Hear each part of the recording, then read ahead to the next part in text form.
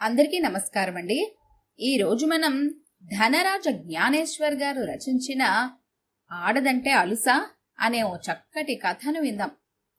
ఇక కథలోకి వెళ్దాం. ఆ గదిలో వాతావరణం గంభీరంగా ఉంది. రాజేశ్వరి వంక చూడటానికే భయపడ్డట్టుగా నందిని గదిలో ఓ మూల ఒదిగి కూర్చుంది. రాజేశ్వరి కళ్ల నిండా నీరు. తన బ్రతికెందుకింత దుర్భరంగా తయారవుతోంది? తనెవరికీ ఏ ద్రోహం చేసిందని? కట్టుకున్న భర్త ఎందుకు కొరగాకుండా తన పాలిట శత్రువులా మారి తన బ్రతుకును మార్చి మసిచేస్తే ఉన్న ఇద్దరు కూతుళ్లలో మొదటిది ఇలా తయారైంది. తన బ్రతుకులో సుఖం సంతోషం అన్నవి లేవా? రాజేశ్వరికి గట్టిగా ఏడవాలని ఉంది. కాని గుండెలోంచి దుఃఖం పెళ్లివికి రావటం లేదు. బాగా దెబ్బలు తిన్న నందిని తల వంచుకొని ఏడుస్తూ ఉంది. చాలా సమయం గడిచాక రాజేశ్వరి కూర్చున్న కుర్చీలోంచి లేచి నందిని దగ్గరికి వచ్చింది. చిన్నీ, పిలిచింది నందినిని. కంటి నిండా నీళ్లతో తలెత్తి తల్లి వంక చూసింది నందిని. మొహం నిండా భయం, కళ్ల నిండా ఆందోళన కనిపించాయి రాజేశ్వరికి కూతురిలో. అంతదాకా రాక్షసంగా కొట్టిన మనిషే ఇప్పుడు చిన్నీ ఎందుకిలా చేశావరా అంది ఏడుపు తన్నుకొస్తుండగా. అమ్మా అంటూ నందిని తల్లిని అల్లుకుపోయింది లతల. నందినిని అక్కున చేర్చుకుని వెన్నుమీద నిమురుతూ, ఎందుకమ్మా నన్నిలా బాధ పెడతావు? రేపు ఈ విషయం 10 మందికి తెలిస్తే ఇంకేమైనా ఉందా? నిదానంగా ఒక్కో మాట ఒత్తి పలుకుతూ అంది రాజేశ్వరి. అతను చాలా మంచివాడమ్మా, నన్ను మోసం చెయ్యడు ఏడుస్తూ అంది నందిని. పేలవంగా నవ్వింది రాజేశ్వరి. ఎంత పిచ్చిదానివే నువ్వు! ఇంకా వాడు నిన్ను పెళ్లి చేసుకుంటాడని అనుకుంటున్నావా? అడిగింది తరువాత. అలా అనకమ్మా, అతను చాలా మంచివాడు నమ్మకంగా అంది నందిని. తెలుస్తూనే ఉంది వాడి మంచితనం. అమాయకురాల్ని మోసం చేసి చెడగొట్టినవాడు మంచివాడెలా అవుతాడు? వంచుకడవుతాడు గాని అనుకుంది మనసులోనే రాజేశ్వరి. తరువాత కూతురుతో అంది, చిన్నీ, జాగ్రత్తగా విను. అతన్ని ఓసారి మరింటికి తీసుకురా. నేను అతనితో మాట్లాడతాను. తరువాత ఏం చేయాలన్నది ఆలోచిద్దాం. అంతదాకా ఈ విషయం మనిద్దరి మధ్యనే ఉండాలి, తెలిసిందా? మౌనంగా తలూపింది నందిని. తల్లి తనకా మాత్రం ధైర్యమిస్తే చాలు అన్నట్టుగా గుండెల నిండా ఊపిరి పీల్చుకుంది. లేచి మొహం కడుక్కో లేపింది అక్కడ్నుంచి. నందిని లేచి బాత్రూం కేసి నడిచింది. వెళుతున్న ఆమెకేసి నిరాశ నిండిన చూపులతో చూసి తర్వాత ఫోన్ దగ్గరికి వెళ్లి నెంబర్ డైల్ చేసింది. అవతల్నుంచి సమాధానం రాగానే, ఎవరు? డాక్టర్ కల్పన అని అడిగింది. రాజేశ్వరి గొంతు గుర్తించిన డాక్టర్ కల్పన, ఆ నేనే. రాజీ, ఏమిటి విషయం అని అడిగింది. బిజీగా ఉన్నావా? ముందుగా అడిగింది రాజేశ్వరి. ఈ బిజీ ఎప్పుడు ఉండేదే కాని ఏమిటి విషయం, త్వరగా చెప్పు అంది డాక్టర్ కల్పన. 1/2 నిమిషం పాటు మౌనంగా ఉంది రాజేశ్వరి. ఆ మౌనాన్ని సరిగ్గానే అర్థం చేసుకుంది కల్పన. నందిని విషయమా నువ్వు మాట్లాడదలుచుకుంది అని అడిగింది. అంది భయంగా. ఆ విషయం ఫోన్లో మాట్లాడే కంటే నేరుగా మాట్లాడితేనే బావుంటుందేమో. అరగంట ఆగి రాగలవా అంది డాక్టర్ కల్పన. ఆమె అలా టైం ఇవ్వగలగడమే చాలా గొప్ప విషయం. రానని ఎలా చెప్పగలదు? వస్తానే ఆత్రంగా అంది. సరిగ్గా అరగంట గడిచాక బయలుదేరు. ఈలోగా అవుట్ పేషెంట్లందర్నీ పంపి నీకోసం ఎదురు చూస్తూ ఉంటాను చెప్పింది డాక్టర్. నందిని కూడా వెంట పెట్టుకురానా అని అడిగింది రాజేశ్వరి. ఎందుకు? విషయం కన్ఫర్మ్ అయింది రాజీ, అనుమానమేమీ అక్కర్లేదు. Now she's pregnant. ఆ మాట గుండెల్లో గుణపంలా దిగింది రాజేశ్వరికి. చెయ్యి సన్నగా వణికి ఫోన్ కింద పడబోయింది. తమాయించుకోగలిగింది అతి కష్టం మీద. ఫోన్ క్రెడిల్ చేసింది రాజేశ్వరి. ఆ మాట అబద్ధమైతే ఎంత బావున్నో అని అనుకుంటూ. రాజేశ్వరి హాస్పిటల్కి వెళ్లేసరికి ఇంకా ఒకరిద్దరు పేషెంట్లు ఉండటంతో వెయిటింగ్ హాల్లో కూర్చొని తన వచ్చిన విషయం తెలియచేయమని అక్కడున్న రిసెప్షనిస్ట్కి చెప్పింది. ఉన్న ఒకరిద్దరితో మాట్లాడి పంపించడానికి 15 గంట పైనే పెట్టింది. తరువాత లోపలికి రమ్మని పిలుపొచ్చింది డాక్టర్ కల్పన దగ్గర నుంచి. లోపలికి వెళ్ళింది రాజేశ్వరి. రావే రా, సారీ కాసేపు వెయిట్ చేయించాల్సి వచ్చింది నవ్వుతూ అంది డాక్టర్ కల్పన. ఇంటికి వెళ్లే సమయం అవుతున్నా ఆమె మొహంలో కనిపించిన ఫ్రెష్నెస్ చూసి ఆశ్చర్యపోయింది రాజేశ్వరి. రాజీ, ఏంటి అంత ఆశ్చర్యం? తిరిగి నవ్వింది డాక్టర్ కల్పన. ఆ నవ్వు మల్లెపువ్వంత స్వచ్ఛంగా తెల్లగా ఉంది. ఎంత అందంగా ఉన్నావే! నువ్వు నేను ఫ్రెండ్స్ అంటే ఎవరన్నా నమ్ముతారా అని అడిగింది రాజేశ్వరి. ఎవరు నమ్మితే ఎందుకు, నమ్మకపోతే ఎందుకు? మనిద్దరం ఫ్రెండ్స్మి. మన మీద మనకు నమ్మకం ఉండాలి గాని. ఆ మాటలు అని 2 నిమిషాలు మౌనంగా ఉండిపోయింది డాక్టర్ కల్పన. ఎత్తబోబు విషయానికి నాంది అన్నట్టుగా. తరువాత అంది, ఏమిటే నందిని ఇలా చేసింది? రాజేశ్వరి తల వంచుకుంది. అది తనకు అవమానమన్న భావనతో. నువ్వెందుకే తలంచుకోవడం? చేసిన పనికి అది సిగ్గుపడాలిగాని అంది తిరిగి డాక్టర్ కల్పన. అయితే ఈ తొందరపాటి పనులేమిటి? అంతగా కావాలంటే పెళ్లి చేసుకోమని అడక్కపోయిందా? అడిగిందంట. వాడు ఒప్పుకున్నట్టు కూడా. ఏమిటే ఒప్పుకోవడం? వాడెలాంటివాడో తెలియదు. కులమేమిటో, గోత్రమేమిటో, వాడి వంశమర్యాదలేమిటో. చిచి, నందిని ఇంత తెలివి తక్కువగా వ్యవహరిస్తుందని అస్సలు ఊహించనే లేదే. కోపంగా అంది కల్పన. ఆ మాటల్లో స్నేహితురాలి బాధని పంచుకోవటం ఉంది తప్ప ఎగతాళి లేదు. ఇప్పుడేం చేద్దామని తరువాత అడిగింది. అదే నాకు పాలు పోవటం లేదు. ఈ విషయంలో నువ్వేమైనా సాయం చేయగలవేమోనని నీకు ఫోన్ చేశాను అంది రాజేశ్వరి. ఏదో ఒకటి చెయ్యాలి.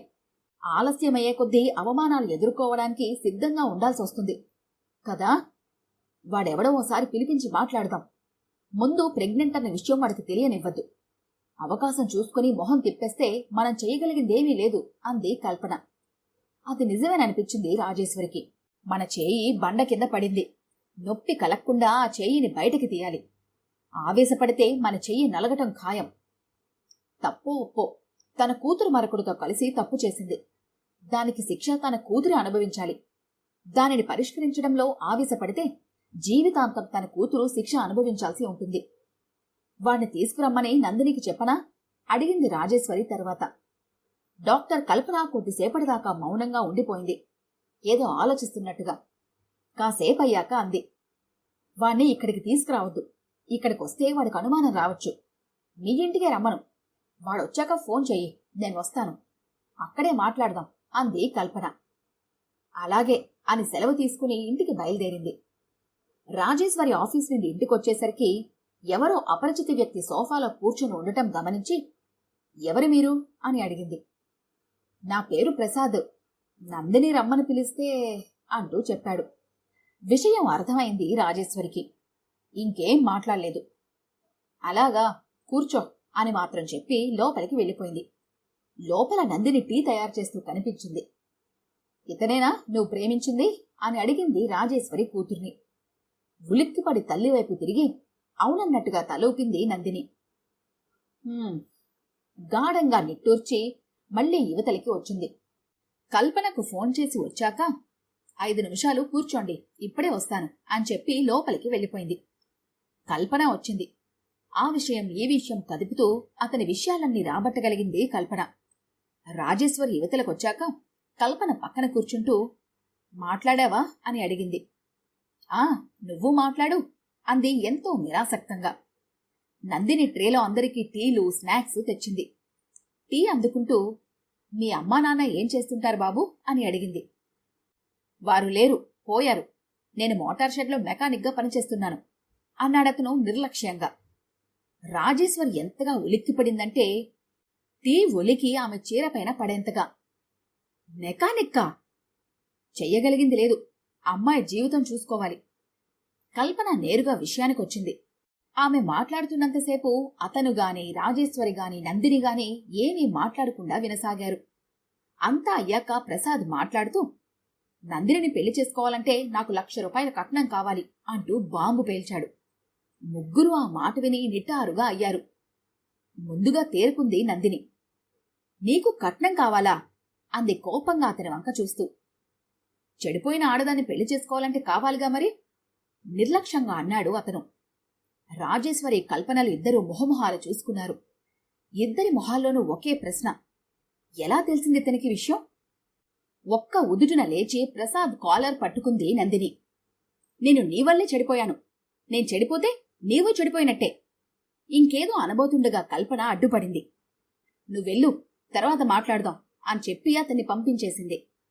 వలలో చేపలు బాగా పడితే జాలర్ ఎంత సంతోషంగా వెళతాడో అంత సంతోషంగా అతను అక్కడి నుంచి నిష్క్రమించాడు. నందిని సోఫాలో కూర్చొని వలవలా ఏడవసాగింది, మోసపోయానన్న బాధతో. రాజేశ్వరికైతే నోట మాట రావటం లేదు, అలాగే కూర్చుండిపోయింది. కల్పన వారిద్దరినీ మార్చి మార్చి చూస్తూ, అలా ఉంటే ఎలాగే, చూడు పసిపిల్ల నందిని ఎంతగా బాధపడుతోందో అంది. అలాంటి జులాయి వదవది ప్రేమ అనుకున్నందుకు ఏడవని, ఒక్కసారిగా చచ్చినా నేను బాధపడను, కోపంగా అనేసి అక్కడి నుంచి లేచి వెళ్లిపోయింది రాజేశ్వరి. నందిని తన దగ్గరకు రావటం చూసి, ఏమిటి నందిని, ఎనీ ప్రాబ్లం అని అడిగింది ఆత్రంగా కల్పన. ఆంటీ, మీరు నాకు హెల్ప్ చేయగలరా అని అడిగింది నందిని. చెప్పమ్మా, ఏం కావాలి? నాకు అబార్షన్ చేయండి ఆంటీ, నిశ్చలంగా చెప్పింది నందిని. చాలా సాధారణ విషయం విన్నట్లుగా అలానే చూస్తూ ఉండిపోయింది కల్పన. తరువాత అంది, ఆవేశంతో మాట్లాడకు, బాగా ఆలోచించి నిర్ణయం తీసుకో. మీ అమ్మకి విషయం చెప్పావా? వద్దంటే, అమ్మకి విషయం తెలియనివ్వద్దు. ప్రసాద్ ఇలా నన్ను మోసం చేస్తాడు అని అనుకోలేదు. ముందే తెలుసుంటే ఇంత దూరం రానిచ్చేదాన్ని కాదు. కొద్దిసేపు నిశ్శబ్దంగా ఉన్నారు ఇద్దరు. కాదు నందిని, మీ అమ్మనేదో సేవ్ చేస్తున్నావు అనుకుని అర్థం లేని త్యాగం చేయకు. ఓసారి విషయం మీ అమ్మతో మాట్లాడు. పోనీ నీకు భయంగా ఉంటే చెప్పు, దాంతో నేను మాట్లాడతాను అనునయంగా అంది కల్పన. నిర్వేదంగా నవ్వింది నందిని. అమ్మకు భయపడేదాన్ని అయితే నా ప్రేమ, ప్రెగ్నెన్సీ ఏదీ చెప్పకుండా ఉండేదాన్ని కదా ఆంటీ. అమ్మ నాకు అమ్మ మాత్రమే కాదు, నా well wisher, my guide, my philosopher, everything to me. కాని అది ఆలస్యంగా తెలుసుకున్నాను. ఆ మాటలంటుంటే నందిని కళ్ళు ధారాపాతంగా వర్షించసాగాయి. అవి ఆమె తల్లి మీదున్న మమకారానికి ప్రత్యక్ష సాక్ష్యాల్లా తోచాయి కల్పనకి. ఆ మాటలు వింటుంటే కల్పన కళ్లల్లోనూ నీరూరింది, ఎంతో ఆర్ద్రంగా. అలాంటి అమ్మని ఇంతదాకా ఎంతో బాధ పెట్టాను. ఇంకా బాధ పెడుతూనే ఉండడమంటే భరించడానికి తను సిద్ధమేమో, కాని పెట్టడానికి నేను రాక్షసిని కాను, మనిషిని. ఆమెలో ఉన్న రక్తమే నాలోనూ ప్రవహిస్తోంది, దానికి న్యాయం చెయ్యాలిగా. నందిని మాటలు ఓ అమాయకమైన అమ్మాయి మాటల్లా లేవు, ఓ దెబ్బతిన్న మూగ లేడి వేదనలా ఉన్నాయి. నందిని, నా మాట వినమ్మా. అతన్నోసారి మళ్లీ పిలిచి మాట్లాడదాం. అతను కోరినంత డబ్బు ఇద్దాం. పోతే పోయింది వెధవ డబ్బు. మీ అమ్మకు నీ సుఖం కంటే ఇంకేది ఎక్కువ కాదు కదా, కల్పన అంది. వద్దంటే, ఆ నీచుడి వల్ల ఇప్పటికీ కోల్పోయింది చాలు. అమ్మని బాధ పెట్టింది చాలు. చెల్లెలు మాత్రం నాలా అమాయకంగా ఉండకుండా చూసుకుంటాను. అమ్మకి ఎలాంటి మనస్తాపం కలగనివ్వను. కల్పన నోట మాట రాక అలా చూస్తూ ఉండిపోయింది. ఓ చిన్న చేదు అనుభవానికి ఎంత పవరుంది! అది మనిషిని ఎన్ని రకాలుగా ఆలోచింపచేస్తుంది, ఎన్ని కోలాలను తడుముతుంది. అందుకే అన్నారు, అనుభవం మీదే అన్నీ తెలియాలి అని. ఇక నీ నిర్ణయం మారదా నందిని? చివరిసారిగా అడిగింది, తను ఆమె అంగీకారానికి వస్తున్నట్టుగా. మార్చుకునేదాన్ని నిర్ణయం అంటారా ఆంటీ? నవ్వుతూ అంది నందిని. కాని ఆ నవ్వులో జీవితాన్ని తెలుసుకున్న విషాదం ఉంది. ఈ కథ కనుక మీకు నచ్చినట్లయితే లైక్ చేయండి, షేర్ చేయండి. మరిన్ని ఇంట్రెస్టింగ్ కథల కోసం మా ఛానల్ని తప్పకుండా సబ్స్క్రైబ్ చేసుకోండి.